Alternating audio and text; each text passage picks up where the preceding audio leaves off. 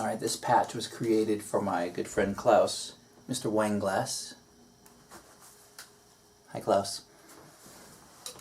And it was an experiment to see what kind of overdriving craziness I could get using the 210e, which is pretty cool. So I took a 261 into a 292 low pass gate mix. Then I took the output into one channel of the 210e. I sent the output of that channel, where do we go, to channel 1 out, looped it back into another input, cranked the gain, took the output to another jack, cranked the gain, put it into another jack, cranked the gain, and so we've got 1, 2, 3, 4 stages, I think, of gain, 4 or 5, I haven't, and the final output is here, goes back into another channel of the 292, also in combo low pass gate mode, and so we've got a nice pitch frequency modulated and slow waveform sweeping the timbre of the 261, so you get this really great complex tone going through these many stages of distortion, and you get this kind of a sound. So you open up so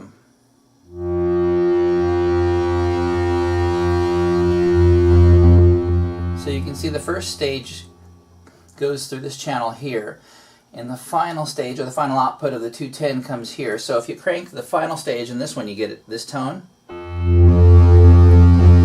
really loud, and it starts pegging this mixer here. So I'm going to turn the final stage out here all the way down and crank up the first stage and then sweep it up much smoother. Now watch what happens when you change settings on the 261 with this great cascading overdriven sound patch going on.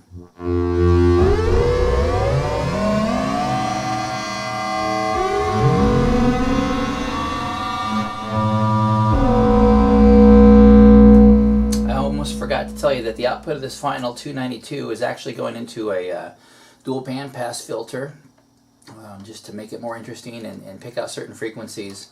Originally I had it be impulsed, but it sounded better just to leave it static with a little bit of resonance on it. So then the output goes into the mixer. So here's what we got. Enough said. I made about 13 different presets modifying the settings you just heard. Output into a flashback delay, and here's what it sounds like.